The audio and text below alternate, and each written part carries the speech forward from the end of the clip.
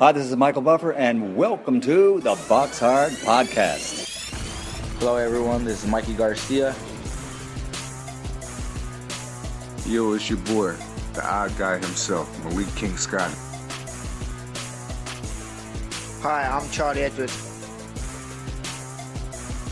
This is Fast Eddie Chambers, and you're listening to the BoxHard Podcast with my main man, Joey Coastman. Hello everybody and welcome to episode 107 of the BoxHard Podcast, 107. I'm your host Joey Coastman. I'm joined as always by the infamous Ayaz Sumra. Ayaz, how are you doing? I'm good, Joey, and yourself? I'm very good, my friend. Last week I was battling a little bit of the flu, but this week I am back to winning ways, I want to say. So we're going to proceed with the show as per usual. We're going to start, of course, with the reviewing. And this show is going to be, it's going to be a good one, but I'm going to try to whiz through stuff. I know I always say that, but I really want to try and mean it this time. And also we're going to be doing a competition later on in the show. And it's going to be a bit of a funny one, to be honest. Anyway, stick around for that. We're going to jump straight into the reviewing now. We're going to start from last Thursday, which was Thursday the 26th of October. There was one fight over in Haiti. Friend of the show, actually, Wilkie Campfort, 23-3. He's the man, of course, that lost to Jamal Charlo a couple years back now, I think it was. But yeah, Campfort actually picked up a TKO in round 3 against Jean Carlos Prada, who's a good opponent, to be completely honest. He only really loses to good fighters, and that was quite a statement there from Campfort. I'm really pleased for him. He's now 24-3, and Jean Carlos Prada is now 33-5 with one draw. Moving over now to Friday, the World Boxing Super Series tournament. I think it was the final fight of the quarterfinals, if I'm not mistaken, over in the Sport and Congress Center in Mecklenburg. Jürgen Brähmer, 48-3, took on Rob Brandt, 22-0. Our listeners picked Rob Brandt to win by knockout. I picked Brähmer to win by knockout. Ayaz, you didn't have a clue, to be honest, about Brandt, but I know that you just decided to throw in a bit of a safety bet. You picked Brähmer to win on points, and luckily that is what happened. So congratulations on that. I want to say it was a guess because I know that you weren't too familiar with Brandt. We all were guessing a little bit, I think it's fair to say. But no, what really impressed me about that fight, and I kind of knew it before the fight, I did say, and I've been saying it for quite a while, Brähmer, although he's definitely seen better days, you know, he's very clever, he's very experienced, and against somebody like Brandt, who was moving up in weight, as I said, but I wasn't actually aware that Brähmer moved down in weight as well. So Brähmer's really been campaigning at light heavyweight for quite a while now, and Rob Brandt was coming up from middleweight to super middle, so they met at super middle, and I didn't actually know that. That's why I picked Brähmer to win by knockout. And a lot of people were saying on fight week that, yeah, Brähmer, to move down in weight at this point of his career, it's quite a strange thing to do, and that's true. I was really impressed with Brähmer, though. You know, he seemed to be able to roll back the clock a little bit, and I just kind of think that, I think maybe motivational, I think he's had some motivational issues, really, over the past couple of years, and I think the big money that's being, injected into this World Boxing Super Series tournament has kind of rejuvenated him a little bit, and, I wasn't surprised, to be honest. I think he did really well in the fight. Brandt was clearly inexperienced in there, you could see that, making a few silly things, falling for little traps that Brähmer was setting, and Brähmer was really fighting really well, so I think it was a great performance from him, and of course he's now 49-3. Rob Brandt racks up his first professional loss. He's now 22-1, and Brähmer proceeds to the next round to take on Callum Smith, who was watching with an eagle eye in attendance as well. So they got in the ring after the fight, and I think that Callum Smith, he's gonna beat Brähmer pretty easily. I think he may even stop Brähmer, but we'll talk about that closer to the time. Also on that undercard, I should also mention, Vincent Feigenbert's moved to 27-2. It was a KO in round 11 against a guy who was 27-11. It was for the IBF Intercontinental Super Middleweight title. I didn't see that fight, but congrats to Vincent Feigenberts. Moving over now to the City Hall in Hull, Yorkshire, United Kingdom. One fight to mention, friend of the show, Isaac Lowe. He picked up a points win against journeyman Chris Adaway. Isaac Lowe now 14-0 with 2 draws. Adaway was also given a count in the second round because he touched down.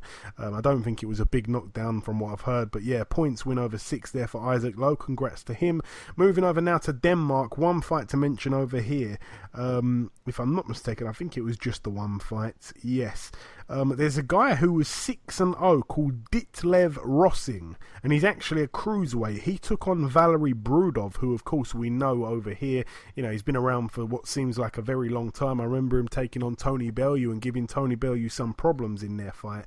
That was one of Tony's first fights up at cruiserweight when he moved up from light heavy. Anyway, Brudov, his record is 44-12. This guy is 6-0, and this guy actually beat him, but it was a split decision over 8 rounds. So either this guy Ditlev Rossing's actually good, like really, really good, or Brudov's just absolutely shot to death. Moving over now to the Cardiff show, the final bill to mention from last weekend. As I said, we're trying to fly through it. Right, now I'm going to start my rant, okay? I don't really like to do this too often, but when I have to, and this is one of those times. Firstly, the card being £20, as I said, there was 9 fights on the bill originally. Anthony Joshua's fight, there was a pullout involved. Dave Allen's fight, there was a pullout involved. Dillian Whyte's fight, okay, that was quite a decent kind of fight looking at it on paper beforehand. The 3 Olympians were taking on journeymen. Those guys weren't even, their opponents hadn't even been announced even on fight week. Katie Taylor, of course, was in a world title fight, but some people are a little bit turned off with women's boxing. Frank Buglioni, again, he had a late replacement with Craig Richards. We spoke about that last week. Kao Yafai was in there against, in my opinion, a little bit of a padded record guy from Japan. So it wasn't a great card going in. Now, it actually failed to meet the very low expectations that we all had. Firstly, when you actually think about what happened here, I'm going to talk about these fights. I'm going to break them down afterwards, and I'm going to talk about the results. But the first fight on the bill was Frank Buglioni versus Craig Richards. Now, that fight was actually on Freeview. Like the first hour of the pay-per-view was free to watch. So people were watching that. That's fine. So everybody was watching that fight. So that wasn't included in the fee that you've got to pay, the £20. Anyway, after the Buglioni fight. Then I think next on, if I'm not mistaken, was Kao Yafai. So Kao Yafai fought, okay, went to points. After him, if I'm not mistaken, it was Katie Taylor. Obviously, that fight went to points. And then we saw Dillian Whyte in the ring. So Dillian Whyte, his fight went to points as well. A bit of a boring card, in all honesty. And then Joshua's fight, of course, was the final fight. So if we actually talk about those fights there, Buglioni was on for free. We got to see Katie Taylor's fight, Dillian Whyte, Joshua, and Kao Yafai. That's 4 fights. That is £5 a fight. The Olympians didn't get shown on TV. Not even Joe Cordina being a Welshman, which is unbelievable. Dave Allen's fight didn't even go ahead. So in total, on this bill, there was 8 fights, okay? And we only got to see 4 of them that you actually had to pay to see 4 of them. 3 of them weren't shown, and 1 of them was for free. So it was an absolute disgrace. The pullouts and everything to do with this bill, it was just a complete joke. Now, let's talk about each fight, by the way. Frank Buglioni, 20-2 with 1 draw, took on Craig Richards, 10-0, a late replacement, of course. This one was for the British light heavyweight title, of course, Frank Buglioni's title. Now, what I want to say about this fight, huge credit to Craig Richards. Of course, he looked a little bit nervous at the start of the fight. That had me a little bit worried. The first 2 rounds, Buglioni was loading up way too much. It seemed like he tried to, make a bit of a statement, tried to get Craig out early. And he kind of tired himself out a little bit, I felt. Now, the 3rd round, Craig Richards fought brilliantly. He was really showcasing his counter-punching ability. And, by that point, he'd actually warmed into the fight. So it got a little bit juicy at that point. He was throwing a wide variety of shots as well from awkward angles. Richards did slow over the course of the fight, but you'd have to expect that really. As we said, he actually fought the previous Saturday, so 2 fights in 7 days for him, and Buglioni was able to win many of those rounds due to Richards tiring quite clearly, and Buglioni set a fast pace from the start. As I said, it was a really good fight though. I've got a feeling Anthony Yarde would have been licking his lips watching that fight, because Frank was expected to get the knockout. And I didn't really want to say that on last week's show because I like both guys, but I did think in my heart of hearts that Frank would have probably stopped him. And due to all of the things that I mentioned as well on last week's podcast about how badly Craig Richards was against it, like he was really up against it, of course, moving up in weight just a few days earlier, having 2 fights in 7 days, not having a game plan properly, set up in place, not having a full camp, all that stuff was against him. And I really thought that he probably had no chance, but he put a great account of himself up, to be completely honest. He did really, really well, much better than anybody expected, and I really like both guys, so it's sad to see Craig lose his unbeaten record, but he was just such an underdog, and without much notice, you couldn't have really asked for much more from him. He was really good, so credit to Frank also for successfully defending his title once again, taking another fighter's O as well, and now he's got 2 defences of that belt, so 1 more and he's won it outright. And there's of course loads of people trying to scream their names out for that fight, including Jose Burton and the rest. Just quickly, Ayaz, if you want to add anything to that fight before we move on to the next one. I think it's a very good fight. Obviously, Richards was on it. How many was it? 10 days? Sorry, did you say? I think he only had about 4 days' notice. If I'm 4 not days' mistaken. notice, and he took him to a points, which, in my opinion, well done for Richards.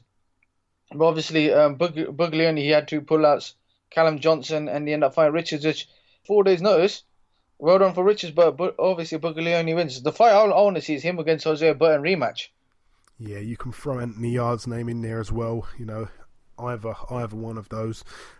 Callum Johnson, of course. I don't think it was his own fault that he ended up in hospital the week before. So yeah, it's been a bit of a mad one, but this show has been a complete mad one, this whole pay-per-view show last weekend. Moving up the bill now, the next fight was Kao Yafai against Sho Ishida. Now, this fight was such a boring fight that I was barely watching it, and I've got to be honest, I do like Kao Yafai. I picked Kao Yafai to win by stoppage, so did you, Ayaz, and we got that wrong. Sho Ishida took him 2 points. It was a unanimous decision over 12 for Kao Yafai. Also, just to mention, the Buglioni and Richards fight, that was a unanimous decision over 12 for Buglioni. So yeah, I don't really have anything to say on the Kao Yafai fight. The bits that I did see of it, it was quite boring. Obviously, Sho Ishida was 24-0 going in, Kao Yafai 22-0. Kao Yafai takes his O, but aside from that, it was just a routine defense of his WBA World Super Flyweight title. I think the guy's record was better than... it was better than what he really was. It kind of suggested that he was a lot better than what he was, in my opinion. He was quite a big guy for the weight, I suppose. But, aside from that, he didn't really offer much. Anything to add to that Kao Yafai fight, Ayaz, or should we just move on? Very tough fight for Yafai. Ishida did very good, but Kao Yafai wins, and now I think next fight is going to be in America. Yeah, maybe so. They're talking about that, of course. This one, as I said there, we picked Kao Yafai to win by knockout. Our listeners picked Yafai to win by points, so they picked up a point there. Also on that bill, moving up to the next fight, I want to talk about Anihi Esther Sanchez. She was 17-2, took on Katie Taylor 6-0, 10 2-minute rounds. Of course, it went the full distance. Sanchez, again, another thing I forgot to mention at the top of talking about this, Bill. Sanchez, of course, failed to make the weight, so she lost her title on the bloody scales. Just another, insult to injury, I suppose, on this card. Katie Taylor, again, this was one what I've got to be honest, I wasn't really watching this too much either. The bits I did see, Katie Taylor, was fighting really well. Obviously, a lot of people saying this was the fight of the night, and in some ways, she kind of saved the show. That's what some people are saying. The bits I did see, she showed her class, but it was just so expected. She was a huge, huge favourite going in, and, I thought she'd have probably stopped this woman, but she didn't. The woman was really, really, really game, though, man. I've got to give her a lot of credit. And, she was fighting like a woman who didn't want to lose her title, despite she'd already lost it the day before on the scales. So, credit to Mrs. Sanchez, or Miss Sanchez, I'm guessing. She's probably not married. I'm not quite sure. I won't comment on that. But anyway, she's 17-3. Katie Taylor's the new WBA World Female Lightweight Champion. She is now 7-0. Perfect record. Moving up the bill once again, Dillian Whyte 21-1 took on Robert Helenius 25-1. This fight, Ayaz, was the most boring fight I've seen in my life. I'm going to try to kind of give my voice a little bit of an injection of life right now, because I don't want to, make people fall asleep now. This fight was terrible, okay? I don't even want to talk about it. This fight was so bad. Basically, Helenius from the start, I don't think he was in the shape to, fight at a fast pace and especially for 12 rounds. I think he just tried to survive really from the first bell. But every now and then he was kind of throwing like a hard right hook to the body, and it got just underneath Dillian Whyte's elbow, like in a perfect sweet spot on the body there, just to kind of remind him that you can't be too reckless with me, so to speak. And Dillian Whyte, really and truly, over the course of the rounds, I think in the later part of the fight, like the last couple rounds, he really tried to kind of put his foot on the gas, but it was just too late. I mean, Robert Helenius is tough. I give him a little bit of credit on that, but boy, oh boy, I wouldn't want to see the CompuBox stats. I'm glad they didn't do it, because the fight was just so boring. Nobody threw anything. And, if you sit here and talk about like the best punch of the fight, I'd really struggle to try and find that punch. There wasn't one. It was just completely boring. I can't believe that.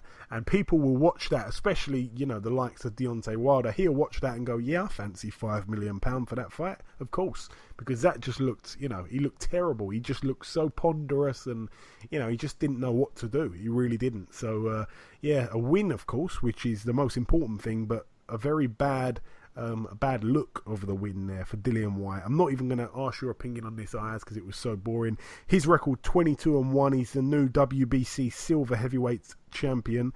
Hopefully we see him in a big fight, a fight that, it can't be worse than that, but yeah, hopefully we see him in a fight that's a little bit more exciting. Robert Helenius now 25-2. This fight, by the way, Ayaz, myself and you went with Dillian Whyte to win on points. Our listeners went with him to win by knockout, so we gained a point there. So it's quite exciting so far. And the scores I will read out, of course, once we've done all of this. Also on that bill, what did we have? Katie Taylor, Frank Buglioni, Dillian Whyte, Cal Yafai. Let's talk about the three Olympians. Nobody saw these fights, of course, but I'm going to just fly through it. Josh Buatsi moved to 3-0, a points win over 6 rounds against a guy who was 10-6 with 2 draws. Lawrence Okoli, he moved to 6-0, a TKO in round 3. His opponent was 1-1. Boy, oh boy. Joe Caldina, the Welshman, he actually ends up taking on a guy here who had a losing record. How disappointing is that? Joe Caldina now proceeds to 5-0, a points win over 4 rounds against a guy who was 3-8. And now the main event, of course, Anthony Joshua, 19-0, putting his IBF, WBA Super and IBO World Heavyweight titles on the line against Carlos Takam, the late replacement. Another thing, Eddie Hearn said that 12 weeks ago or so, he'd contacted Takam's team and said, we're going to get him on the bill in Monaco if he can't fight Joshua. So basically what he was saying was, just in case Pulev picks up an injury, which I know that I've been congratulating him on the last few podcasts for doing this, because it's very clever promoting if it is in fact the truth. But what I've actually, noticed when you look deeper into it, he's been saying, I've told Carlos Takam to train for the Joshua fight, and if Pulev does go through with the fight, then he can fight on our Monaco bill the following weekend, which of course is this weekend. Now, if he did that, then why was there no mention of Takam fighting on that bill at all? There was no mention. And that bill, if I'm not mistaken, I think it's already been announced as having, I think it's maybe 2 or 3, I think it may be 3 12-round contests. So, he wouldn't have been in a 12-rounder. He would have been in some kind of 6-rounder or 4-rounder or maybe an 8-rounder at best. So he was, how can you kind of train for a 12-round world title fight against Anthony Joshua and also kind of at the same time train for an 8-rounder against a journeyman in Monaco? It just doesn't make sense. So I'm not quite sure if that was the actual truth, because when we spoke to Takam, or not we spoke to Takam, but when the UK media spoke to Takam with his translator there, and his translator basically translated that Takam said he'd only had about 10 or 12 or maybe 11 days to prepare for the fight, so he didn't have the 12 weeks that Eddie Hearn said. So that kind of come out the woodwork a little bit there, and Eddie Hearn, I haven't seen him commenting since on that. I'd like to know what he says about that, because that's quite crazy. I mean, you know, if people knew, if the word was out that this guy's only had 11 days to prepare for Joshua, who would have really bought that pay-per-view? Let's be honest. So he had to try and tell a little bit of a lie there, because people go, yeah, okay, he's had a proper camp. Joshua, we were being told that Joshua didn't even have, you know, that long to prepare, maybe 12 days or something like that. So, you know, Takam's been preparing for 3 months or whatever we were told. It was complete nonsense by the looks of it. Anyway, the fight was obviously much tougher than expected. Anthony Joshua got headbutted. I think it was in maybe the first or second round by Takam. And of course, the fight ended up going to round 10, where the stoppage was just unbelievable. I mean, it was so premature, it was a joke. It was just poor officiating. Joshua was looking a little bit tired. I don't think he was as tired as some people are making out. Carlos Takam was cut over the left eye. They were trying to, you know, they kept bringing the doctor in to have a look at that. I was hoping they didn't stop it. Then he got cut on the right eye. And throughout all these adversities, he still carried on. He still tried giving it his all. So massive, massive credit to Carlos Takam. The fans gave him that, you know, that reception that he deserved in attendance there. And, you know, Anthony Joshua marches on, of course. He's now 20-0. He retains all the belts, retains his undefeated record. But he wasn't overly impressive, Ayaz. I'm going to just say that much and give it to you. Yes, you're absolutely right. Well done to Anthony Joshua for winning the fight. Obviously, he got stopped in 10th round. I remember saying in the podcast, like, you went for round 2 and I went for round 5. There was an accident, a bit of a head clash with him. And you can see, like, I thought in this fight, in the 3rd round, Anthony Joshua broke his nose, but he didn't. He actually bruised it. And Joshua was hitting him, but, you know, Takam was actually taking it. I'll tell you one thing, I'm giving huge credit to Carlos Takam. Taking the Pulev pull out the fight. I was, to be honest, I was looking forward to the Pulev. I thought it would be a very competitive fight. But Takam impressed me a lot. Joshua was hitting him, yeah, and Takam was taking it. Joshua dropped him once, yeah, and Takam got saved by the bell. The 10th round came. Should it got stopped? No. What this reminds me of, it reminded me of the fight when Froch fought George Groves, right? Froch was hitting George Groves. George Groves was hitting him back, and the referee stopped it. It's exactly the same thing. The referee should not have stopped it. Maybe in the next 30 seconds, we could have seen if Takam was doing. I saw a couple of interviews saying that, oh, yes, that's good, they pulled him out. Takam was dead. He was going. Personally, I think that stoppage was wrong. Now Joshua, he's won this fight. Where does he go from here? Well, for me personally, if I want to see the next fight, Joshua, I want to see him with someone like a Joseph Parker or Pulev. I want to see him fight someone that. Like I said, I give huge credit to Takam. Gave him a good fight, but Joshua did not look really impressive. The reason one is that he was heavy on the night. He was heavy on the weigh-in. It's like he's putting so much muscle. Now, the thing is, he was very slow. Now, if someone like a Fury comes in, Fury will outbox him and beat him on points.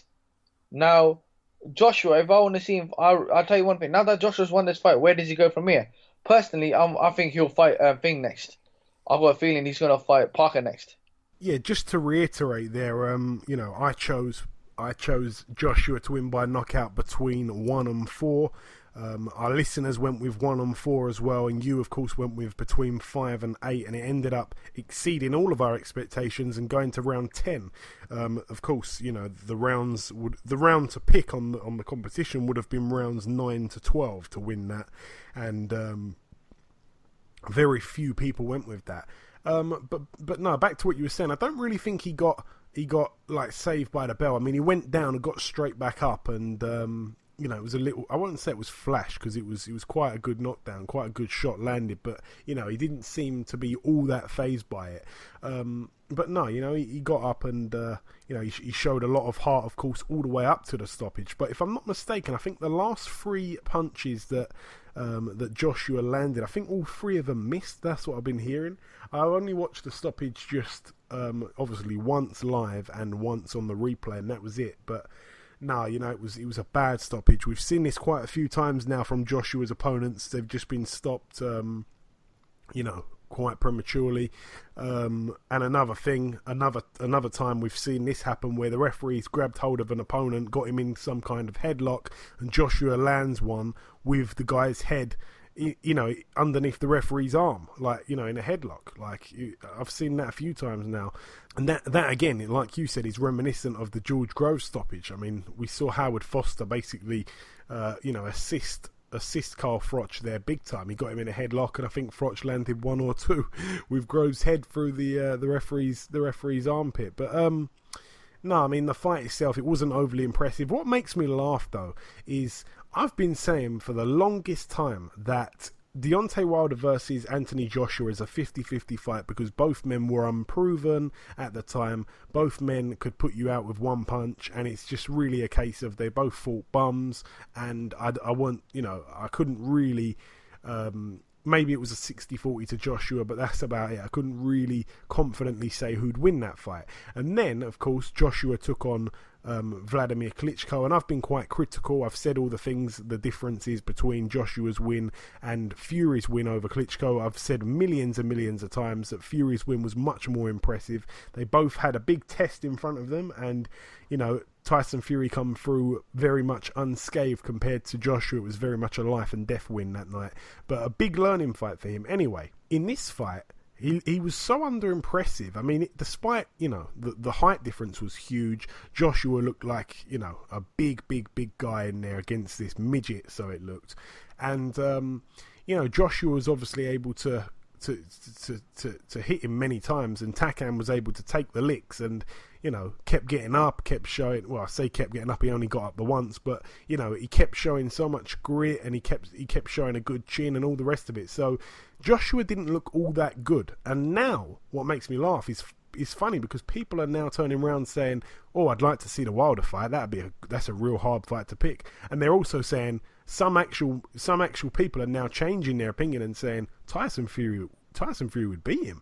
Like, all of a sudden, these guys are changing their opinion just on that performance. I've felt like this the whole time. So, it's funny to see people kind of just following the fashion kind of thing. I've been saying this for a long time. But no, I think, Joshua will probably beat Wilder. I think right now, without Fury in the occasion, Joshua is undoubtedly the best heavyweight in the world. But should Tyson Fury come back, it doesn't mean he would beat Joshua in the first fight. I think that would be suicidal, taking Joshua on in his first fight back. That couldn't even happen.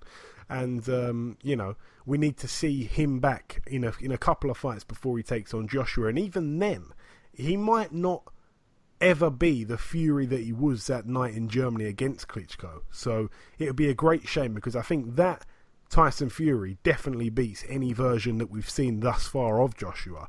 But it's just a case of, can he recapture his old self, so to speak? That's the question that remains to be answered. But listen, the heavyweight division has been for a long time a very interesting division. There was a little bit of a dead period, and at the moment, even though it's not probably the greatest, there's still some excitement to look forward to there. And Tyson Fury hopefully coming back very soon, of course. He's been in the news just recently this week, so all the very best to the big man. Hopefully we see him sometime next year. And that really wraps up the reviewing. We've done all the talking about last week's fights. It's now time to welcome, before we wrap up part one, our first guest. Ladies and gentlemen, please welcome the former two-time heavyweight world title challenger, Mr. Eric Molina. Eric, welcome to the show.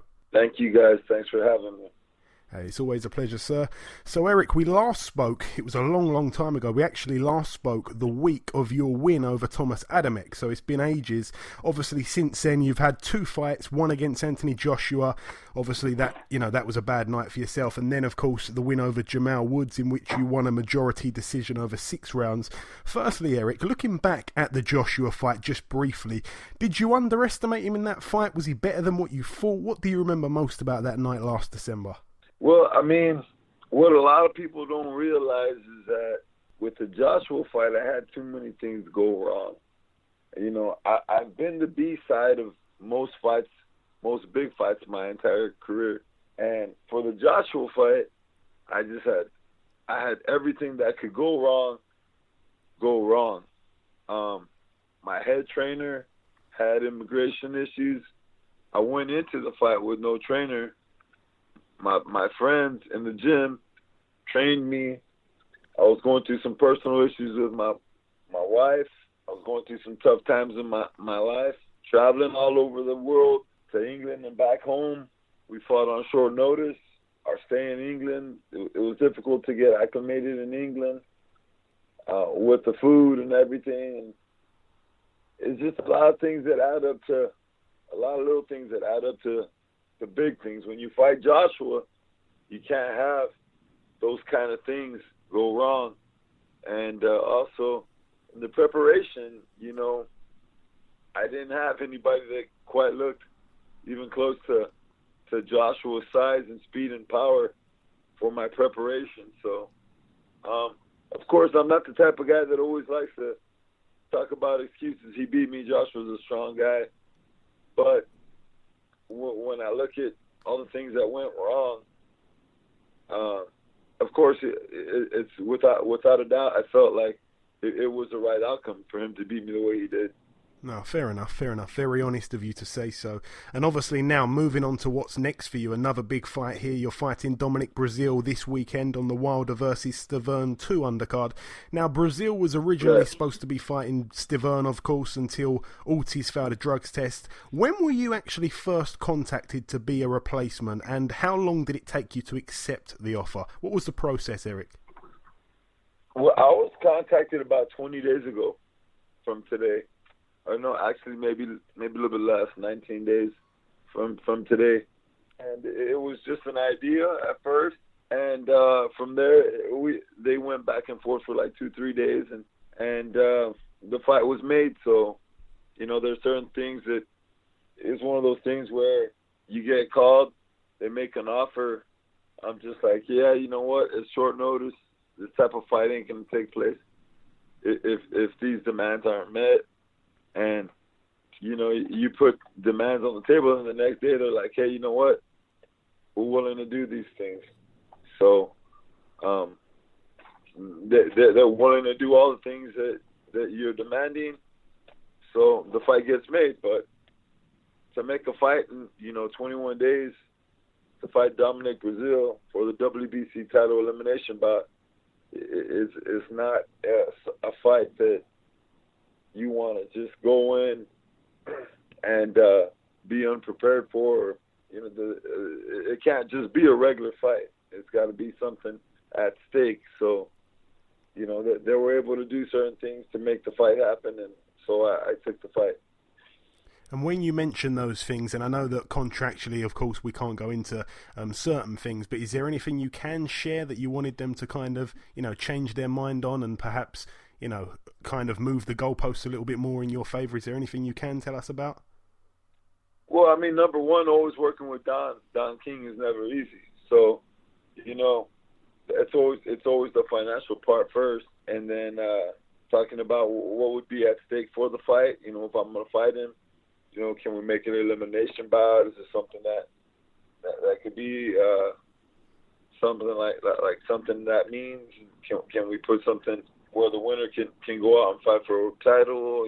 What can we do this fight for other than just making a fight? So we went back and forth a day or two, and they were able to put the right things on the table, and we'll take the fight though. But it's just one of those things. And were you in camp at the time getting ready to fight, or were you just ticking over in the gym kind of thing? Well, I'm from South Texas, man, and there's really not much resources down here. It's kind of hard to say what camp is. When we talk camp, to prepare, I bring sparring in. I bring, when you talk a big fight, I bring sparring in. I bring somebody to help train. I get therapy for certain little tweaks that I get on my body. For physical therapy, I have to do a lot of things like that to make sure that I'm ready to go on that level, on that world level. So was I even close to that? No, absolutely not. But was I in the gym, doing some workouts? Yeah, I'm always in the gym. The gym is where I love to be at. But what was I? It's one thing to be in the gym, and it's one thing to be training for a world-class fight. Okay, fair enough. So you were in the gym, of course, as you say. You're in there most of the time. Now, what I will say, last time we spoke, as I say, it was quite a while ago now. But I remember back when we were talking back then. At the time, you were not only boxing, but also you were teaching disabled children at a school. Right. Now, a lot of people didn't actually know that. A lot of people forget that as well. Are you boxing full time now, or have you still got a foot in that? No, I'm in my 6th year as a special education teacher. I'm still a teacher. Oh, wow. That's what I do. And I own my own gym now. I have a really nice gym in the city where I am a teacher at.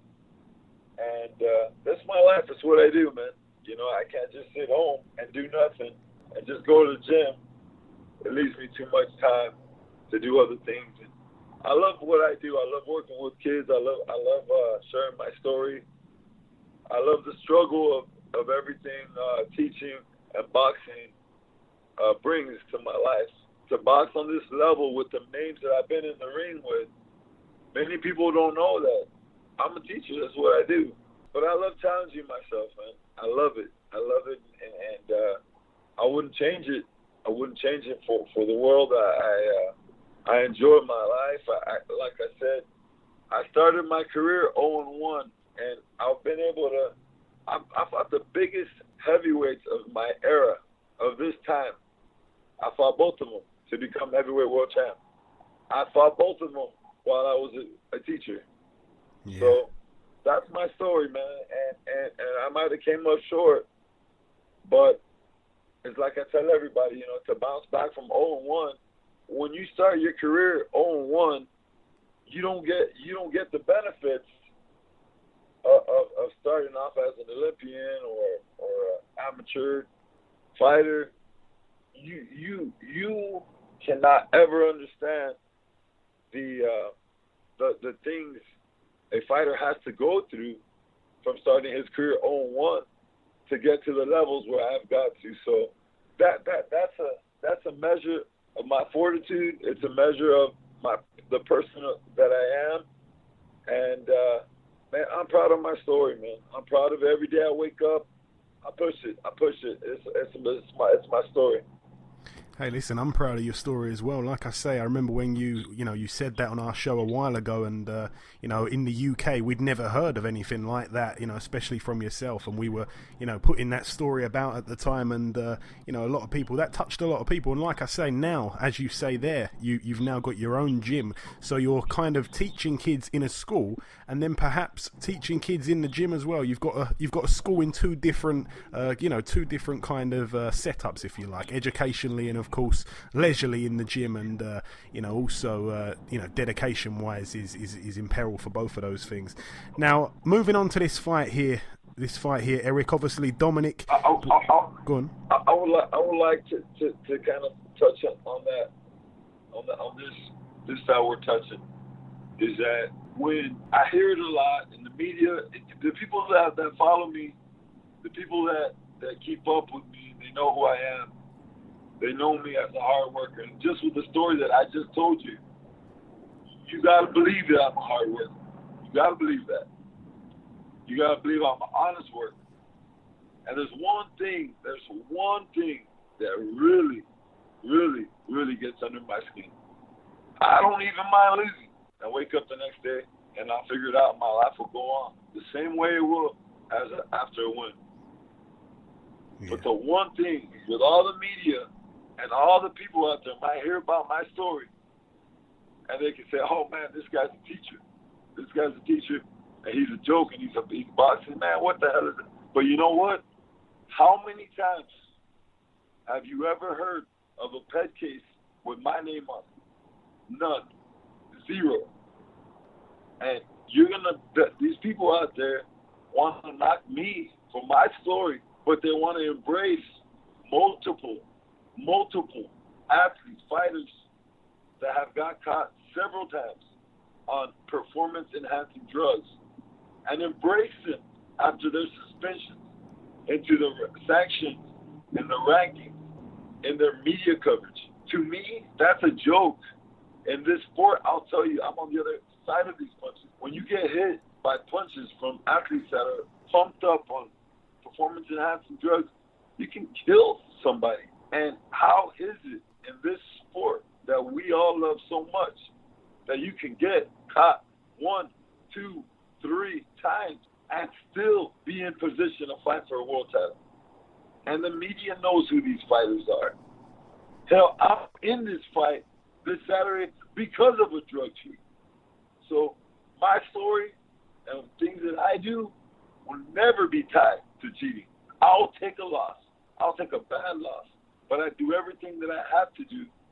And not once do I think about cheating. Not once.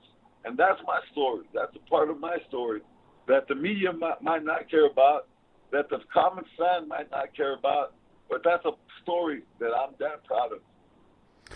Listen, Eric, I mean, like I say, there's, media's media, and, I can't speak for those guys. I mean, we're certainly different here. Like I say, we've been behind you for a long, long time, so I don't share the opinions or the views of some of these others. But, you say there about you've been on the end of punches from guys that are on peds and stuff like that, and that's a bit of a dangerous avenue to go down in terms of questions. But that begs the question from me.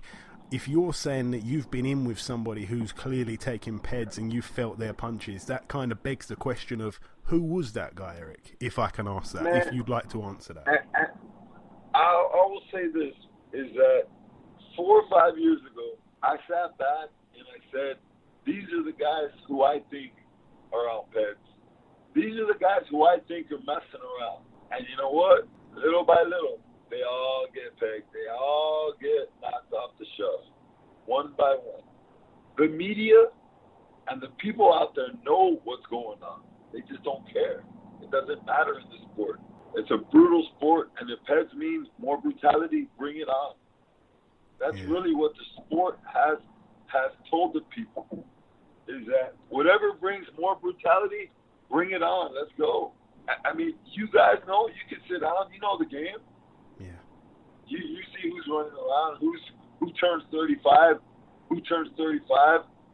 in their mid-30s and all of a sudden starts knocking people out crazy. You guys love that stuff. The media loves it. Povetkin, that not once was he known as a knockout artist, and all of a sudden he's in his mid-30s and he's knocking out everybody in the top 10 devastatingly. And then now I read that in one more fight, he's in the title elimination bout to be a mandatory. How does that happen? I'm ashamed of my sport right now. That's sickening to me that the sport that I love so much allows that to happen. It sickens me to my stomach sometimes thinking about it. But that's the sport of boxing, and it ain't gonna change anytime soon. And he ain't the only one. He ain't the only one that has had cases like this. There's others. And there's others that haven't gotten caught. There's others that hear WBC and beta testing, and they run for their lives from the beta testing. They don't want nothing to do with the WBC because that requires the best testing randomly. And they don't want that. That's not good. They'd rather not even be identified by the WBC. Yeah, all those fighters, you guys know who they are. You guys know who they are. I don't got to mention no names. They know who they are. You know who they are. It is a cruel sport. It is a cruel sport. But if we, let's talk about the more positive things. Of course, we can talk about the negatives in boxing all day long.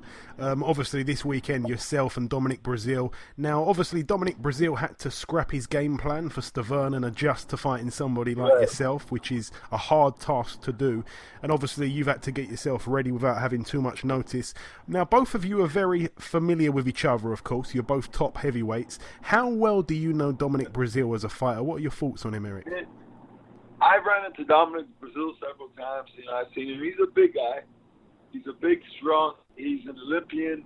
He's got great size. I think the best thing about him is he loves to bang and he uses his size to his advantage. Other than that, I don't see really nothing great about him. He uses his size to his advantage. He's a big heavyweight. I think he's kind of slow. I don't think he's nothing special, to be honest with you, other than his size. That's it.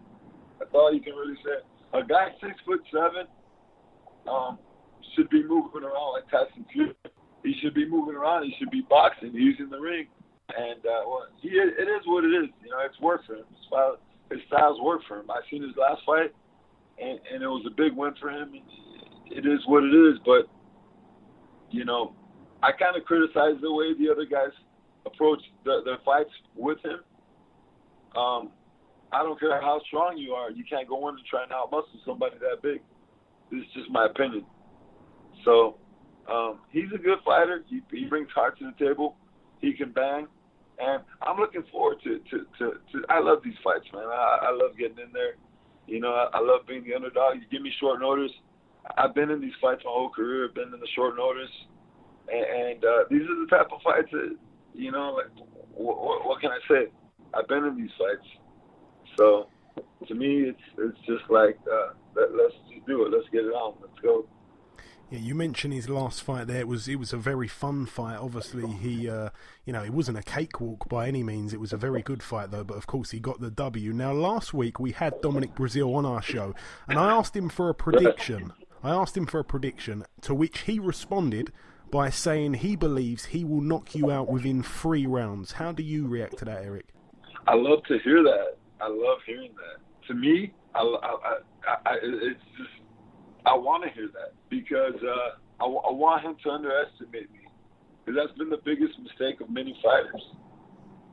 It's been the biggest mistake of many fighters. So if he thinks that he's gonna have a short night with me, well, I would love him to think that, because it will work out in my favor.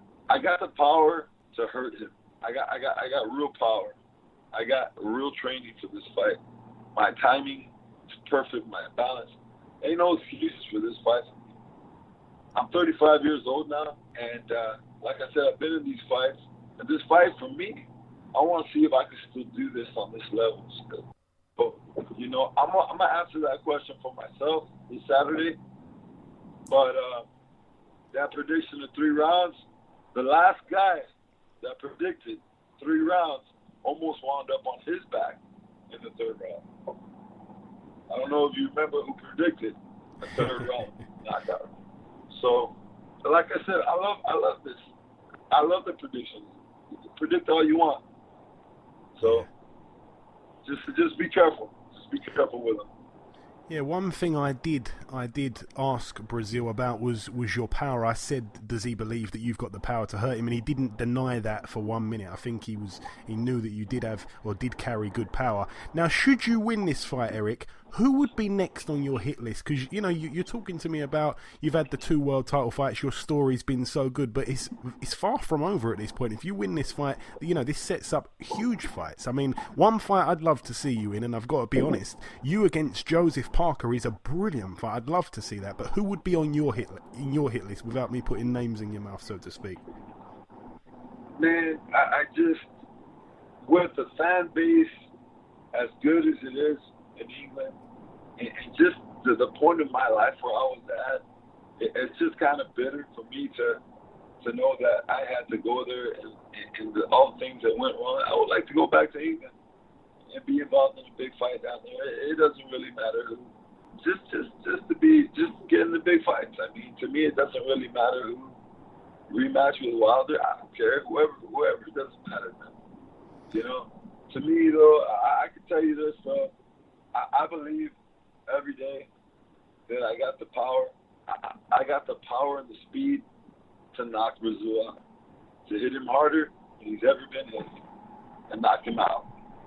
I believe that, and I'm confident in that. And when that win comes, we'll see what happens after that. Man, there's so much going on in the heavyweight division.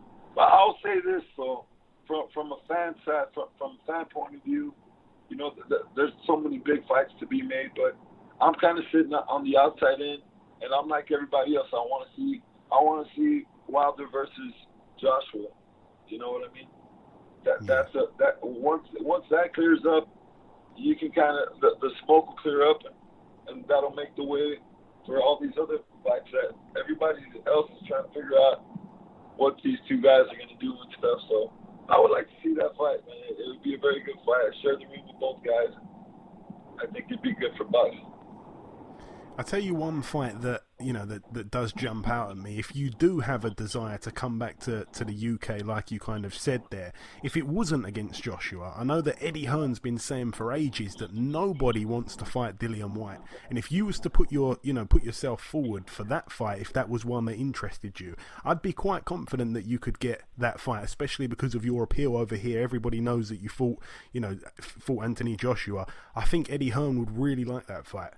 Yeah, I think definitely this being an elimination bout, if I can knock this guy out on Saturday, I think that'd be my preferred move, is to go fight Dillian Whyte in England. Why not?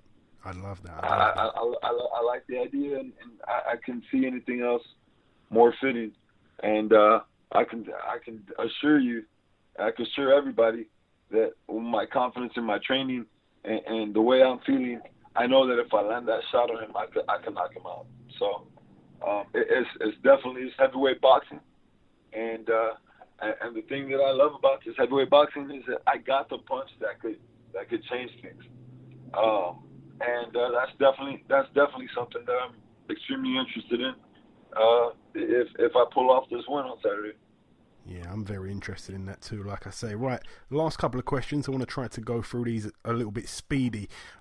Joshua, of course, fought Carlos Takam this past Saturday. Did you get a chance to watch it at all? If so, what did you think? I thought it was a good fight. I saw a couple of rounds in it. I saw the way it finished. I think like everybody else, it was an early stoppage, but it is what it is.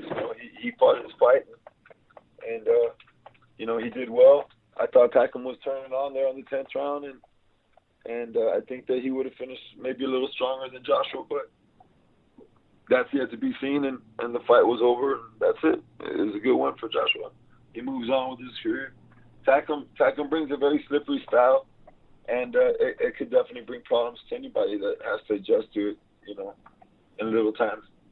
Yeah, he's a bit of a nightmare fighter, I think. I think he's in the who needs him club kind of thing at this point anyway. Also, this weekend, of course, the main event of your whole fight card, Deontay Wilder versus Stiverne, the rematch. Does Stiverne have a chance? A lot of people seem to think no this side of the water. Well, I'll be honest. I shared the ring with both fighters. I did many rounds sparring with Stiverne, and I've had more rounds sparring with Wilder, and I have my fight with Wilder. One thing that I noticed with Wilder is that he's gotten better through the years. Since I fought him, I and then been in the ring with him, a year afterwards or a little over a year afterwards, I like what he's doing with his jab. He's got a better jab. He's boxing more. He's using his length. He's using his size. And that's one thing about Wilder is that in this heavyweight division is that it's like any other division. Styles make fights. And just like this kid Takam, his style gave Joshua problems. But my style didn't give Joshua problems. That don't mean that the next style will or will not give somebody problems. You just don't know how different rhythms come into place in these fights. So I kind of feel personally that Wilder brings. I don't know if Stiverne could bring something different to the table. I think that he's going to need to press the action more. If not, I see him losing. The fight the same way. But he's going to have to press the issue, and he's going to have to break the jab. And I think Deontay Wilder's jab is way better than what it was the first time. So those are two things to really key in on. But I'll tell you one thing about Wilder, man, is that when I break down Anthony Joshua and I break down Deontay Wilder, when you look at what Joshua did to me, I've always had trouble with the 3, 4s, and 5s. Joshua could sit down and throw a 3, 4, 5 punch combination in rhythm on his toes. You don't see that in the heavyweight division. You don't see fighters doing that in the heavyweight division. You see a lot of fighters doing it like what Wilder does. He throws that 1 or 2 punch power. You can see their shoulder movements. You can see their body movements. You can get ready for it. I've always been kind of strong reading those movements. That's why I was able to kind of work against Wilder more. But Joshua, I've always struggled with the 3, 4, and 5s. He's very fluid. He doesn't give away his punches. So he took that out of the element when I fought him. So that was just another thing. Facing a guy like Joshua, that's that size, it has always been like a weakness of mine, somebody that could come off with punches and rhythm. These are things that other fighters might not have trouble with. So if they were to face each other or face other, you don't know the strength and weaknesses of other fighters when they fight each other. So, but Wilder can destroy anything that he touches with one shot. With one punch, he could knock anything out, anything. So you cannot take that away from him. And Joshua is a combination puncher. He's a big guy, and he comes off very fluidly. So if somebody could get into that rhythm and pick him off, then they'll have a good chance. But if they don't, then they're gonna run into some problems. I was going to save that question for last there. It's a bit of a sexy question. Perhaps 2018 we may see it. Anthony Joshua, Deontay Wilder. You've kind of broke it down a little bit. Who wins that fight, Eric? That is a beautiful fight. I'm sure Deontay Wilder wins that fight by knockout. Wow, really? And I'm going to tell you why. Because the whole world judges what Anthony Joshua did to me as a measuring stick for Deontay Wilder. But the whole world doesn't know that when I fought Anthony Joshua, everything that could possibly go wrong went wrong. And Anthony Joshua's style, for me, is the worst style you could ever put in front of me. It could have been a short, smooth fighter, boxer, puncher that would have given me a lot of problems. But it's just what I know about myself, and I would say Deontay Wilder wins by knockout between rounds 5 and 9. Wow. Okay, fair enough. I mean, you know, I can't sit here and give a better opinion. You've shared the ring with both of them. Not many have. So, yeah, that is something. I'm definitely gonna log that one. And I wanted to get your prediction, if you have got one, against Breazeale this weekend. Obviously, I said Breazeale himself said last week to me that within 3 rounds he sees himself winning by knockout. Do you have any prediction, or would you rather not say? Well, if he predicted the 3rd round, watch the 3rd round very careful. Because if he thinks he's gonna knock me out, I just last person that tried to predict 3rd round knockout almost got knocked out himself. So watch the 3rd round very carefully. Okay, I certainly will. I'll be watching every round carefully, to be honest. It's a really thrilling fight. And just before I let you go, Eric, anything that you want to tell our listeners? Of course, you know you've got a bit of a fan base here in the UK now. We're to blame for that, some little bit, I suppose, and also the fight with Joshua. Yeah, of course. Want to thank you guys for having me on, and just send a big hello to all the fans from the UK and all the diehard boxing fans out there, and for everything that they do for the heavyweight division and for the sport of boxing, and just send them a big hello. Excellent stuff. And finally, you're on social media, on Twitter and Instagram and Facebook. What are those places? How can they follow you there? TDB Boxing on Instagram, TDB Boxing, Twitter, TDB Boxing, and Instagram. They can follow me on there, and we'll be uploading stuff throughout the week of the event, and getting down there and meeting up with just friends, meeting up with Deontay Wilder and just whoever's down there, and just being a part of this whole thing, man. So keep up with me, guys, and we'll be there. Listen, Eric, it's always a pleasure speaking with you. Best of luck for Saturday, and we'll catch up sometime afterwards, my friend. All right, thank you, man. Okay, now it's time for part 2 on this week's show. This part, of course, the preview part, but as always, before we get into that, we go over to Ayaz with the hottest news in the boxing world. Ayaz. Terry Flanagan has vacated his WBO belt. Yeah, it's a mad one. He's vacated his WBO lightweight world title. We were told that a deal between himself and Linares was all but done, and all of a sudden he vacates the title and moves up to 140. It makes no sense whatsoever. It's extremely misleading. It's not like this was just a silly little mistake. To actually go on record to say that the fight is all but done, and then to go, no, I'm actually really tired of the weight, I don't fancy it, I'm going to vacate and move up. That's insane. So I'm shocked by that. Terry Flanagan's a great fighter. If I'm not mistaken, I think he's got the longest unbeaten record out of all the British boxers right now, currently. So, I like him, but, I want to see him in a big fight because he's been in a few boring ones lately, to be honest. Tevin Farmer will face Kenichi Ogawa for vacant IBF Super Featherweight belt on December 9th at Mandalay Bay in Las Vegas. Yes, this fight, of course, for the vacant IBF title, the one that Gervonta Davis was stripped of when he fouled the weight on the Mayweather undercard against McGregor. I don't know too much about Ogawa. I know that Billy Dibb was in place to fight, so I'm not quite sure what's happened with him. But, Tevin Farmer, he's been on the show a couple of times. I wish him all the best of luck with this fight, and hopefully he can get the W. But, of course, he's had it rough in his personal life quite, in the past couple months.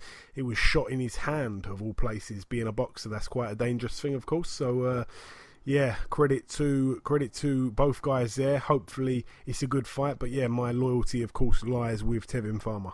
Rocky Fielding will face Eric Skoglund for the WBC silver title.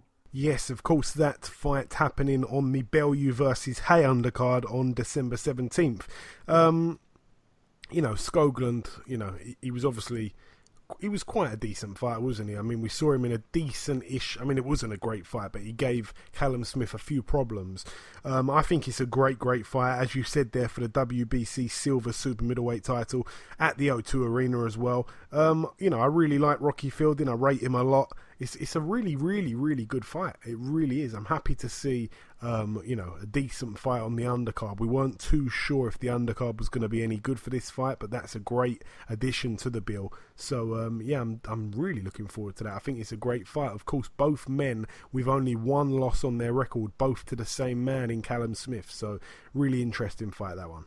And finally, the Beast, Anthony Yarde, will face Nicholas Jacolo for the WBO Intercontinental title.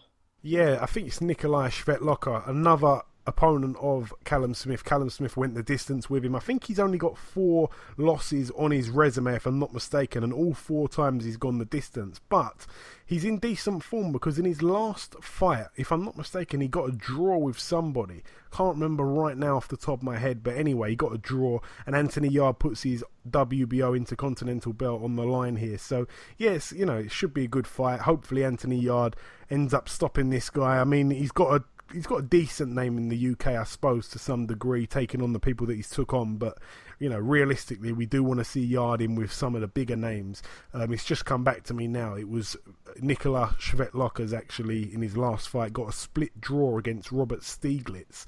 That was for the EBU light heavyweight title. So, he's coming off some decent form. And Anthony Yarde will look to make an easy night's work out of him. But we'll have to wait and see. Hopefully Anthony Yarde goes the distance. I'd like to see him go 10 rounds or 12 rounds or whatever it is. But it's a decent fight, of course, and it's obviously it's going to be on the undercard, but it's a decent fight for the undercard. Of course, the 2 main events, so to speak, is going to be Lee Selby and James DeGale, so that bill's shaping up to be a really good one. Yep, that's it for the news. Okay, Ayaz, thank you very much. Moving over now to the preview, and we're going to try to go through this quite quickly. Tonight, actually, later on tonight, in the Casino del Sol in Tucson, Arizona, USA. One fight to mention, Hector Tanajara. He's been on the show before. He's 10-0 now. He's a prospect. He takes on a guy who's 6-4. It's a 6-rounder. The other guy's name is Oscar Eduardo Quezadza or something like that. So all the very best to Hector Tanajara. Moving over now to Russia. There's a fight on this bill that is quite a mad one, in all honesty. So we've got in one corner Andrei Sorokin, who is 13-0. He's a decent fighter. I think he may have even been an Olympian, if I'm not mistaken. Anyway, he's fighting for the vacant WBA International Super Middleweight title against a guy called Ricardo Mayorga, the nutcase. He is 32-9 with 1 draw. If you don't know the story behind Mayorga, it is quite a bizarre one. We often see him in between fights, sleeping in gas stations in South America. He's absolutely mental. He likes to, I think he's smoked a cigarette in the ring before. He likes a cigar outside the ring. I remember one time when he smacked Shane Mosley's girlfriend's behind right in front of Shane Mosley. He's a complete nutcase, and it's mad to see him up at super middleweight these days. He's put on so much weight, but you just never know what you're going to get with him, but he's absolutely crackers. Moving over now to Germany. One fight to mention over here, it's mad, like obviously females boxing is what it is, but we're seeing Christina Hammer, who's 21-0, defending her WBO and WBC world female middleweight titles against a lady called Gifty Ankra. Gifty Ankra's record is 7-4 with one draw, so I'd imagine Christina Hammer will probably get the job done pretty easy there. Moving over now to Tijuana, Mexico. One fight to mention, or two fights to mention on this bill. Luis Neri, the guy who recently won a world title, then failed a drug test. We're not quite sure what's going on, but 3 months later here, he's back in the ring. So what's all that about? Luis Neri, 24-0, takes on Arthur Villanueva, who's 31-2. That should be a decent fight. I remember Villanueva fought recently against Zolani Tete, and Zolani Tete did the business. It's a 10-rounder, that one, so should be a good fight, hopefully. And also on this bill, Jose Zepeda, 27-1. Talking of Terry Flanagan earlier, this was the guy that Terry Flanagan knocked out, or beat because of the injury, I should say, for the vacant title that time. He takes on Abner Lopez, who's 25-7. That's a 10-rounder there. That's it from Mexico. Moving over now to Monaco, the Sky card. Credit to Sky Sports this weekend, of course, showing two bills. They've got the Monaco card with Eddie Hearn, and they've got the the Deontay Wilder card as well just after that. So the Monaco card to start with here. Scott Quigg, 33-1 with two draws, takes on Oleg Yefimовich. Never heard of him, to be completely honest. His record 29-2 with one draw. He hasn't been stopped in those two losses either. It's a 12-rounder there. This one, Ayaz, we've actually asked our listeners about, so we're going to do predictions here. Scott Quigg against Yefimовich. How do we see this fight playing out? Scott Quigg and his guy here. How does this fight end? Who wins it and how? I'm going for Scott Quigg by knockout. You're going to go Scott Quigg on knockout. Okay, I'm going to go Scott Quigg. Oh, man. I'm going to go Scott Quigg on points, I think. I'm going to go Scott Quigg on points. Our listeners have gone with Quigg by knockout as well, so you're joined there, Ayaz, on that one. But like I say, this guy hasn't been stopped, so hopefully I gain a point because I'm behind at the moment. The scores currently, by the way, I should have mentioned, is I am on 8 points, Ayaz is on 9, and our listeners are on 9, so it's really hotting up this one. We've got Ajit Kabayel, who is 16-0, putting his EBU heavyweight title on the line against Derek Chisora, 27-7. This one is interesting. Kabayel, he's 16-0 with 12 knockouts. He's beaten some decent guys. Obviously, Derek Chisora, we know him very well. We don't have to talk about what he's done. But how do you see that one playing out, Ayaz? The EBU European heavyweight title on the line, a decent belt there for Chisora. He's probably at that level really now. I don't think he's got too much left to offer, but this guy is relatively unknown, relatively unproven, I suppose, in some respects. So should be interesting. But how do you see this one playing out? This is another fight that we've asked our listeners about. I'm going for a Chisora knockout as well. Okay. Right, you go with Chisora by knockout. I'm going to go Chisora on points. Our listeners have actually gone with Chisora to win. Oh, it's another tie. This is happening all too often. It's another tie. Chisora on points. They've gone with 44% and Chisora by knockout 44%. Oh boy, what are we going to do in this instance? Okay, so I'm going to have to, hopefully by the end of the show, if I retweet it, hopefully by the end of the show, there's a bit of a nudge on there. But anyway, I'm going to go with Chisora points. You're going with Chisora by knockout. Also on this bill, we've got Dimitri Bivol, 11-0, takes on Trent Broadhurst, 20-1 for the WBA World Light Heavyweight title. Of course, I think this is the first fight that, Bivol's having with Eddie Hearn. It should be interesting. Hopefully we see more of Bivol. It's for the WBA World Light Heavyweight title. How do you see that one going, Ayaz? I'm going for Bivol on points. Bivol points, right. I'm going with Bivol knockout. Our listeners have gone with Bivol knockout as well. And the main event itself for the WBA World Bantamweight title. By the way, I just want to praise this bill. Even though there's not many fights on it, there's some quality fights on it. It's a rematch here. Jamie McDonnell, 29-2 with one draw, takes on Liborio Solis. It was extremely close last time. It's another fight here, another rematch. And of course, I think after this fight, Jamie McDonnell will move up in weight. to super bantamweight. How do you see this one playing out, Ayaz? I'm going for a McDonald win in points fight. He's going to win it in style. Yeah, I think I'm going to go with him to win on points as well. I think it's... I think, he doesn't get much credit from the British public, unfortunately. Jamie McDonald, very underrated champion and arguably one of our best, if not our best, to be completely honest. I really like him. I've got a lot of time for him, but it's a hard one. I mean, yeah, I'm going to go with McDonald on points. So have our listeners, so hopefully we all get it right there. But I think he just really wants to kind of prove that he won the fight last time, or just to kind of end any controversy, any kind of split between people. Some people thought that Solis nicked it. I thought it was very close. Dave Caldwell, the trainer of Jamie McDonald, has told me a few times now that it was so close it could have gone either way. That's him being brutally honest. So hopefully we see a distinctive victory from either guy. Hopefully someone wins it clearly enough that we don't need a third match, and I don't think we will see one, even if there was a call-in for a third match anyway. But all the very best to Jamie McDonald on that one. Moving over now to Georgia, USA, the Marriott Marquis. There is one fight to mention over here. Undefeated prospect Devin Haney, 17-0, takes on Hamza Sempuo, who is 14-8. That's a 6-rounder there. Moving over now to the Barclays Center, Brooklyn, New York, USA. Really, this is the bill of the weekend, in my honest opinion. Just flying through it quickly. Shawnee Monaghan, he's on the bill, 28-1. He's in an 8-rounder against Everett Bravo, who's 23-6 with one draw. Obviously, Sean Monahan coming off of that loss. Knockout loss. Can't remember who he lost to now. He lost to it's really slipped my mind, man. This week really slipping my mind. I don't like to look at the records and cheat. I like to tell it how it is. But yeah, Shawnee Monaghan, he's returning from being knocked out, so credit to him. Also on this bill, Amanda Serrano, 33-1 with one draw. She's in a 8-round contest, of course, 8 2-minute rounds against Marilyn Hernandez, who's 26-10. Also on the bill for the vacant WBC silver title, Sean Porter, 27-2 with one draw, takes on Adrian Granados, 18-5 with 2 draws.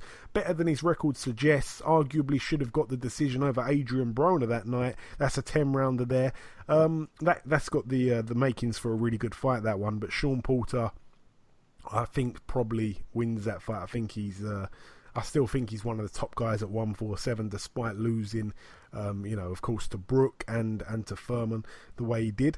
Also on the bill, Sergei Lipinets, 12-0, fights for the vacant IBF World Super Lightweight title, of course, one of the belts that Terence Crawford relinquished.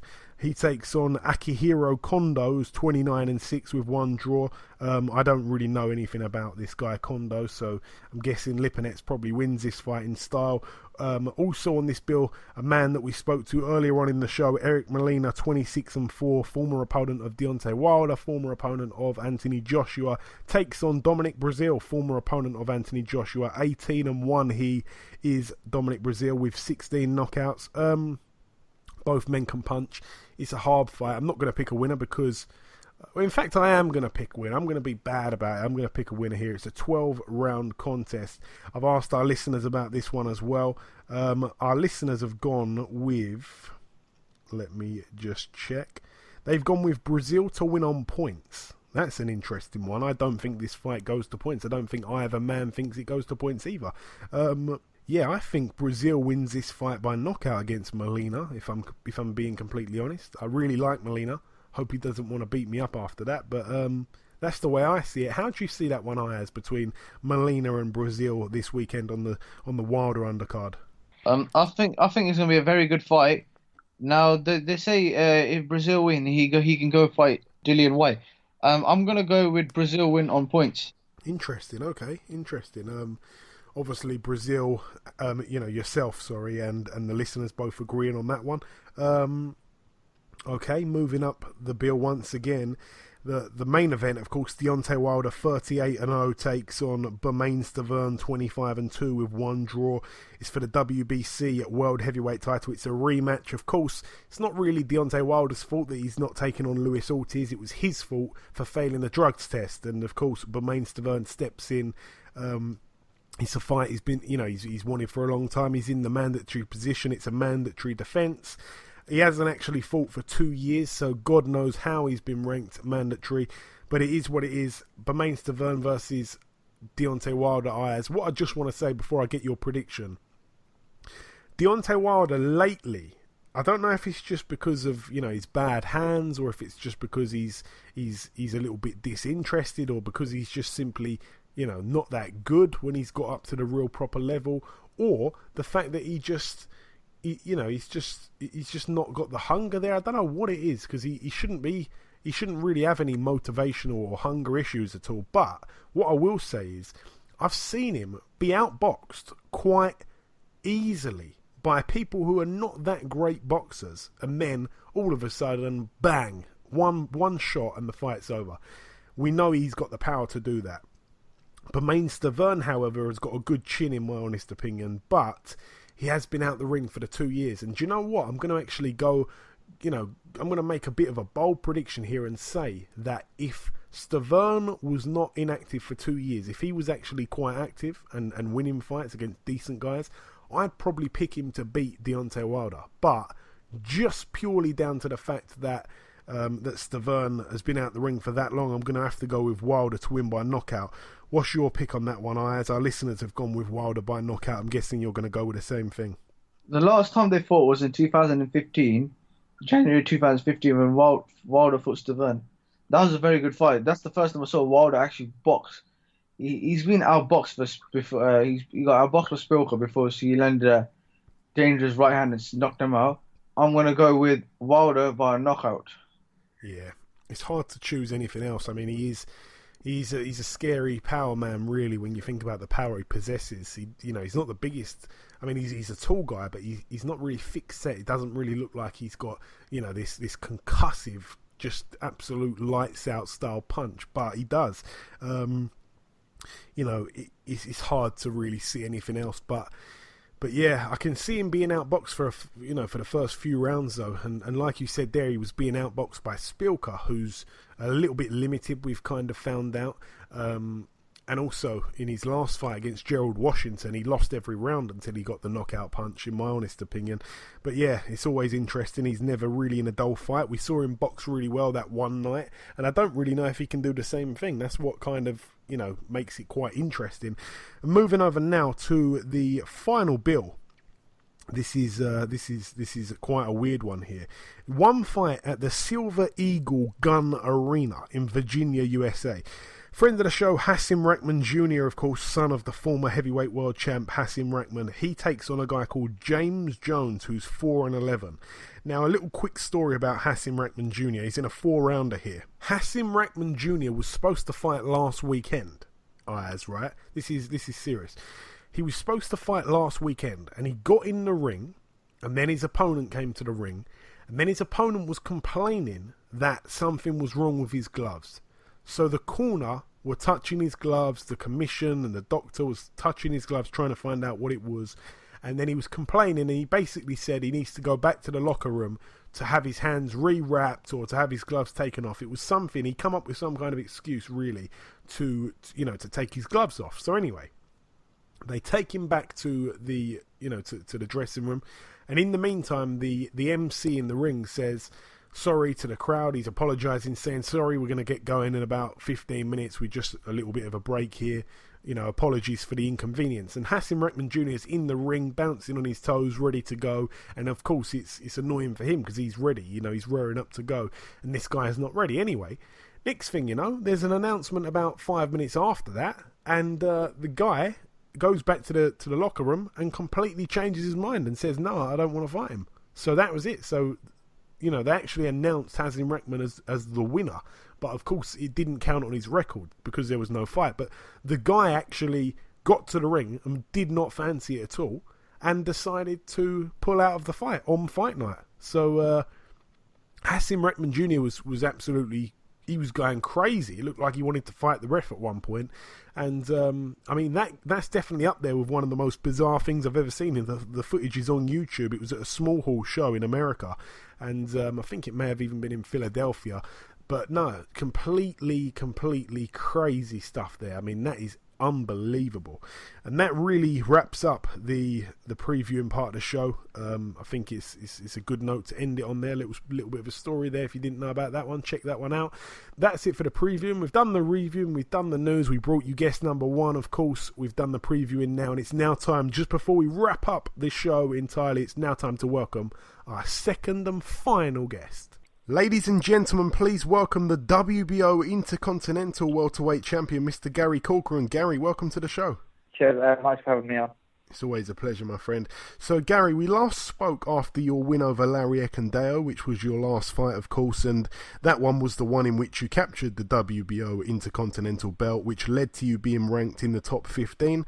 It's now been made official that Jeff Horn will defend his WBO welterweight world title against you on December 13th in Brisbane, Australia. It will, of course, be his first defence since winning the title from Manny Pacquiao. So, firstly, Gary, how did this all come about? I was just hoping for the British. I knew it was in the world rankings. My trainer always told me, just keep beating who's in front of you. Just keep beating who's in front of you. And you never know, one day your name get picked out of a hat. And my name did. So I'm very happy. And I know that Bradley Skeete was linked with that fight for a period of time. Most people, including myself, probably thought he'd have a better chance of getting the shot over yourself. Now, unfortunately for him, and fortunately for you, you've landed the shot. Now, providing you get through this fight, Gary, would you look at defending against Skeete, or is he a mate of yours? I know you're both with Frank Warren. What would likely be the case there? We're mates, but it's business. It's business. I just have to check where... It's all contracts, all shit. So if I had a chance, we'll fight Bradley. But it might be all things in my contracts, rematch clauses, or to fight Pacquiao. So it doesn't really matter. I'm happy to fight whoever, as long as it's the right price on the table and some bring me forward. Okay, fair enough. Now, unbelievably, you will fight for a world title a lot quicker than Liam Williams, your arch nemesis, eventually will. Yeah. Now, despite losing to him last year, he's had a bit of bad luck. You've been very fortunate. I'm sure you're over the moon to get a shot at a world title before he does. Yeah, I'm very happy. Listen, with him, it was a learn. It wasn't a lose. I lost out, but it was a learn for me. I went into that fight too cocky, I took him too lightly, took a lot of fights. I took him very lightly, so it was a learn for me. So to put things right, we'll win this world title, and I'll never look back at it. Now, I remember watching the Pacquiao versus Horn fight, and I remember even betting on the fight during the fight for Horn to win, because in my opinion, he was winning quite comfortably. But of course, that was the first I'd actually seen of him. In all honesty, had you seen much of him before that fight against Pacquiao at all? No, I haven't seen. Never seen him. Never heard of him in my life till the Pacquiao. You beat Pacquiao, and now we all heard of him, and I didn't think I'd be fighting him, and I got the chance, so I'm glad. What do you know about him as a fighter, Gary? I know he'll become forward fighter. He's in third pro till he was 20, something like that. And I just think. Styles make fight, and he has the right style for me to adapt to, and I think it's going to be an all-action fight. Now, come fight night, it would mean that, including Jeff Horn, of your last 7 opponents, 5 of them were unbeaten. You took Rick Godin's O, you took Rick Skelton's O, of course you came up short against Liam Williams, you took Larry Ekendeo's O. This is your chance to not only take away 4 fighters' O's in 7 fights, but to, of course, capture the WBO Welterweight Championship of the World. Now, how motivating is that for you? Obviously, it's happening in Australia, but I bet you cannot wait to get over there. Oh, I cannot wait. I was over there for the press conference, a little press conference, and I was flying to Brisbane, Sydney, Melbourne, all them places. So I got to size him up. I got to size him up. I'm a lot bigger than him. I looked at him. I think he won't bully me. One thing, he won't bully me like he bullied Pacquiao. And if I get it right, I will be world champion. I'm happy to hear you say that, because I was going to ask you about sizing him up. I'm happy to hear you say that. That was my next question, but you've answered that. When did camp start for this fight, and when will camp end, and when will you be flying out to Australia? I know that, of course, we're a while away from the fight, but it will take you a little while to acclimatise and so on. I was always keeping myself fit on it. I'm always a naturally fit kid. For me, I'm always in shape. I'm always in shape for a few weeks before the fight anyway. So I was training like 5 or 6 weeks before. I was taking down, and then I got this phone call. I'm fighting for world title, and so happy to get it. I'm pleased for you, my man. I'm pleased for you. We've kind of whizzed through the questions pretty much. I wanted to ask you also, is there any upcoming fights? It hasn't got to be in the welterweight division. It can be in any division. Is there any upcoming fights that you're looking forward to that you want to give your opinion on at all? I'm looking forward to my old weight, my nemesis, Liam Williams. I'm looking forward to that, to see how that turns up, how that fight goes, Liam Williams. I'm looking forward. I just want to see how that goes, but. No, I'm not really bothered about any other fights. Not really bothered. Just looking forward to mine, and that's it. Yeah, no, that's the way you should feel. And just before I let you go, Gary, anything that you want to tell our listeners at all, just before we let you go? Yeah, just watch my fight, December 30th, and the new. And the new. And it's weird. It's happening on a Wednesday, if I'm not mistaken. Yeah, it's on a Wednesday. But I can't complain. It's a world title, you know what I mean? So, who thought Jeffrey Hearn would be a world champion last year? You know what I mean? So, I think it's my time to shine. It certainly is. And just before I let you go, your Twitter and Instagram handles or Facebook, where can people follow you if they aren't already following, which they should be? Yeah, Twitter, Facebook, Instagram, Gary Corcoran 21. Excellent. I'm there. Excellent. Okay, listen, Gary, it's always a pleasure, mate. Thank you for your time. Best of luck in your quest to become the first ever English-born WBO welterweight world champion. Yep, it's going to be brilliant. And the new. Okay, now it's time to wrap up episode 107 of the BoxHard Podcast. I've been your host, Joey Coastman. Ayaz Sumra has been Ayaz Sumra. Just quickly, the results are in on the Chisora poll. I retweeted it. We got some extra votes, and the listeners believe that Chisora will win by knockout. So just quickly, there are 6 points up for grabs this weekend. I've gone with Wilder by knockout, so has Ayaz, so have the listeners. With all three of us have all gone with McDonald to win on points, so that's another result that we all believe the same there. I've gone with Breazeale by knockout. The listeners have gone with Breazeale on points, and Ayaz has gone with Breazeale on points as well. I've gone with Quigg on points, but the listeners and Ayaz have also gone with Quigg to win by knockout. I've gone with Chisora on points, but Ayaz and the listeners have gone with Chisora by knockout. I've gone with Bivol by knockout, and so have the listeners, and Ayaz has gone with Bivol to win on points. So 6 points up for grabs this weekend. Should be interesting this time next week. The competition, by the way, I want everybody to either DM us on Twitter or send us a tweet on Twitter. And what you've basically got to do is send us a list of 5 boxers or trainers or promoters, people involved in boxing, the top 5 list of people that you dislike in boxing. And although I'm not going to disclose who I dislike in boxing, if you send me in a list of the people that you dislike, there's a chance that we probably share the same opinion on those people. So whoever names the most names of people that I dislike out of your list of 5 will win a BoxHard Podcast t-shirt. We've got them on Twitter. If you can head over to our Twitter page at BoxHard Podcast, you'll see the t-shirts. They come in a range of sizes, so the winner will be able to choose their desired size. We've got, I think, sizes maybe from small to XL, so many sizes there. And just enter the competition by simply sending a list of 5 boxers. You don't have to address it any differently. I'll know what that is when I see the tweet, and whoever names the most boxers that I dislike will win a t-shirt, and we will send it out in the coming days. So that will be the case. It's a funny competition. There's no kind of correct answer. You can't do a bit of research and come up with it. You're just going to name a few names, and if I dislike 3 of them or 4 of them or even better 5, you've definitely won a t-shirt. So all the very best of luck with that. I'd like to thank our 2 guests for this week's show, of course, Mr. Eric Molina, the heavyweight, the man that people continue to overlook, but's actually a really good fighter, and of course a really good man at heart to do what he does in his spare time. And also, of course, Gary Corcoran, the man that's hit the jackpot. He will be fighting for the world title come December 13th 17th in Australia. All the very best to both guys with their respective fights. And that's really it from me now. Thank you so much for listening. Thank you so much for staying with us if you have done for this whole show. Again, if you do get a chance, please leave us a review on iTunes. It would be great to see that. You can follow us across Twitter, Facebook and Instagram at BoxHard Podcast. We will be back next week with another big show as per usual. Until then, take care.